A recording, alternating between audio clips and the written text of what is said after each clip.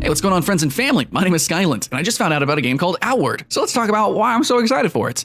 We're going to talk about my hope for the game, my hype for the game, and we're going to talk about some things that could go wrong, maybe awry, some things that I might be a little bit skeptical of. But for the most part, we're just going to look at what they have advertised for the game, and we're going to talk about it before it even comes out. So just a lot of speculation and just a lot of energy. So take it, senpai. Let's try to make a good, awesome game, especially since this game, which is an open-world survival RPG, is actually going to be co-op. It's not server co-op, if I'm not mistaken. It is actually local co-op. So they did show split screenage. That's pretty exciting. But then, yeah, you're going to also have online. So basically, what the feeling I'm getting from Outward is it's going to be like co-op Skyrim, but focused on survival mechanics. I say focused, but I mean, obviously, like to a much greater extent than just eating cheese to recover health. There are literal survival mechanics, and they're more than just a flavor. They're equal parts RPG and survival mechanics in this game. And the combat actually looks way more Dark Soulsian, which turns me right on, but it's still an open world game. So it's like Dark Souls, but then it's like, I don't know, kind of survivally. So you can say like Ark, I don't know, because Ark has some crazy monsters. So it's like Ark survival evolved a little bit, if you want to say that, a little bit of Skyrim. It just seems like a weird mix of mechanics that we have totally seen in other games. Like we've seen this here, that, there, but put all together in this particular genre with a specific focus on cooperation is what gets me really turned on. So a lot of you guys are probably a little bit dubious that I just said some things, oh, it's an online survival RPG. Ooh, okay, sure. No, I do actually think the game is going to be a proper RPG with the fact that magic and how it is utilized in this world, the progression mechanics with the armors, with the classes, how you actually grow your character, at least is what I mean. Actually going around and finding these different locations, spelunking into different dungeons, and then how, depending on who kills you, apparently, and then what you do in the world, it's going to kind of affect the world state and possibly the world story progression. In a co-op survival setting, that is super exciting. That's something that Fallout 76 should have been. That's something a lot of survival games dare to even dream about, which they barely touch. And a lot of these open world RPGs they're almost always single player, and they even barely do things like that. Of course, that's probably going to be a double-edged sword. Some things of this game are probably going to be cut. So, as exciting as that is, and they do promote the game like that, which, that's cool for me, right? I'm good for that because that's how I play Oblivion and Skyrim. I just run around the outskirts and then the wilderness and I just go spelunking. That's how I play those games. So if you're that kind of player, then Outward is, oh my God, your kind of game. But if you're somebody who just loves open world RPGs, there's some good ones, like Skyrim. There's some really awesome storylines you have in the cities and such. There's some sort of cool trading sequences, I suppose, and training that you can do to progress your character linearly through the story, I guess you could say. But Outward doesn't seem, I don't think it's really promoting itself like that, which, kind of scares me. So I doubt it's going to have, really engrossing quests, which Skyrim and especially Oblivion totally had, Brotherhood hype. So I doubt it's going to have that. I don't think it's going to have an interesting, fun economy. It's probably going to be more Dark Souls, where it's like you go out, do a challenge, earn a magic, and then, you from there, that's what you do. You probably go around spelunking around the world, you pick up stuff, you progress your character, you get stronger, and then you all doing the same thing. I don't think you're going to have too much of a mix match. Now, they do show some city-ish, not like gameplay, they just kind of show it. So, they're obviously, if you look at some other stuff like Space Odyssey, you see clearly like in the trailer, okay, face, speech, talked facing RPG, right there. Cyberpunk 2077, you see like instantaneously, okay, this is going to be a character game. And this game, even though it's an RPG, it doesn't seem like it's character based. So it's probably going to be more darker, more, I guess grim in a sense, more survivally, more sparsed out with character interaction. So yeah, I guess Dark Soulsian in a way. An open world, I know comparing, contrasting can turn some people off, but basically I'm seeing this game as an open world survival Dark Souls kind of game, which I think that's kind of cool. As long as the survival mechanics aren't annoying, as long as they are more focused on giving us buffs and helping us do things better versus straight up killing us. Now, I'm somebody who plays Don't Starve. I have played survival games, all of them, okay? But some games, especially modern survival games, they might have been more fun if they kind of didn't have those mechanics. So anyways, Outward is looking pretty exciting. Now, if you guys want to know about the developers, it's actually developed by 9 Dots Studios. So yeah, no, they did some pretty cool stuff. They did some pretty cool stuff here. I don't know if you guys have heard, Pathfinder Kingmaker is another RPG, Metro, Agents of Mayhem, which I don't really know about, but Saints Row, that's pretty exciting, and Dead Island. So they understand a little bit, maybe debatable, of some RPG stuffs. But I don't know, this whole merging of survival is kind of interesting to me, I think. Now, if you actually want to know specifically what they actually bullet point on their Steam, they do say the very first bullet point is survive in the wilds as you explore the land. Again, I'm really trying to tell you guys that this is like a exploring, spelunking, like really kind of a pure open world experience. You're probably not going to get the quest lines. Like, I know a lot of people love Skyrim for those quest lines. Me, actually not so much. A lot of them are boring. Some of them are amazing, but like, let's be honest, most open world games, most quest lines are kind of filler, and there's a little bit of magic here and there, but you know what? I'm fine with that. If you're going to do an open world that focuses on survival mechanics and exploring, then just go balls to the wall, let's do it. So that's what they're doing, seemingly. And they're allowing you to play co-op. Next bullet point, you can play solo or cooperatively. This is not a server game.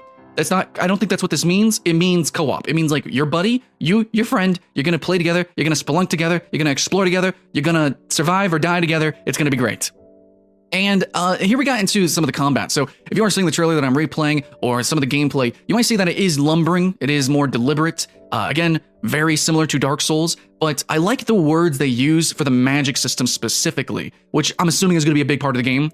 Though I guess you can choose to be a mage or not, but still, magic systems are important. So they say it's going to be ritualistic, step-by-step approach to spell casting. So maybe that means something like if you played Guild Wars 2, there's something called mantras, where you actually have to do a small little ritual. You kind of sing a mantra real quick, and then you kind of chamber a bullet of a spell, essentially. So you have to kind of load up a spell, and then you can use it later. I don't know how in-depth these rituals are for the spell casting, but for the most part, basically, you can tell that spell casting isn't going to just be the flamethrowers and the nukes of Skyrim.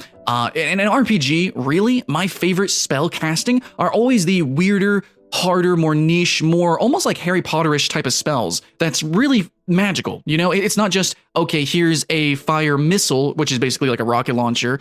Here's the lightning gun. No, I want magic that is freaking magical, right? Give me a flame whip. Give me that weird stuff that we see in Dark Souls, right? The homing soul masses, things like that. And I'm assuming, based on mechanics, and actually this works really well with the whole survival mechanics, which is about a game being about preparation, about progression.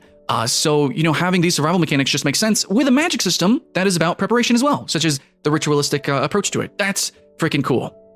So, being an online game, being a local co-op game that's about exploring, that also has a world state that progresses. How is the saving going to work? Apparently, it's going to have consistent auto-saving. That could be bad. That could go wrong. That could go very awry, especially being an online game. I don't know if you guys have ever tried that with the mods with Skyrim or Oblivion. Oh boy. So, I don't, that's cool. I'm glad that they're going to go that route. I like it in Dark Souls. Once you kill something, holy shit, you just killed that guy. Well, say goodbye to vending that magic. I like it. I like the risk reward, but it can also go bad if it's just, if it's buggy. So hopefully this game breaks the mold of games like this and isn't buggy at launch with that specifically, because I do want to play this game specifically co-op. If you guys want to buy it and play it with me, that'd be great. I'm going to stream it. So yeah.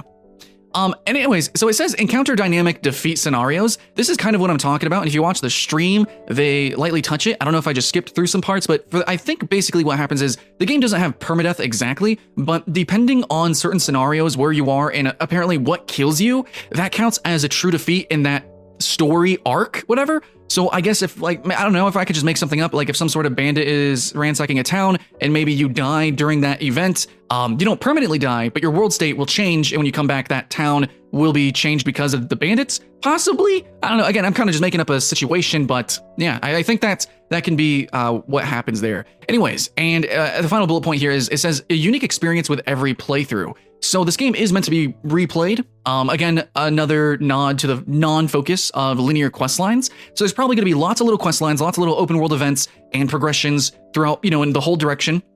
There might be like a full multiple different kinds of endgame. So maybe there's different kind of world-ending bosses that you even encounter. So I think that's actually a really good focus. I think that also nods to the fact that it is a co-op game. So it's a game that you want to replay over and over again with a couple of different players and trying to get different end game states, different experiences overall, play different classes, earn different spells, and hopefully there is a plethora of very unique dungeons, very unique biomes, very unique directions that our players can go morally with the RPG, with the world state, which, it's probably going to be light, but hopefully mechanically there at least is different toys that we can play with in this, pretty big toy box. Again, it doesn't matter how big the box is, how open world the game is, right, Ubisoft? What matters is the fun toys that we can use and how deep they can be, and dazzling. So I think that as long as the magic system is entwined with all the different classes, I know some people might not want to use magic. Hopefully the melee is, the actual playing the game, hopefully that is fun, because it is fun in Dark Souls. And I would say, especially in Dark Souls 3 with the weapon arts. So hopefully they can learn from that and they make it more engaging. Of course, I want the different monsters to be really engaging like Dark Souls versus Skyrim. But the game, okay, so here's my final worry, right? My worry for the game is that, from what I've seen, it's got Dark Souls-like gameplay, but with monsters that remind me of Skyrim. And since it's focused on more of a preparation type of playstyle, like Skyrim, where it's like, okay, do you have the armor? Do you have the food? Do you have the buffs? Do you have the levels? Or do you have your build? Which is, it's very similar to a lot of RPGs. But I don't know.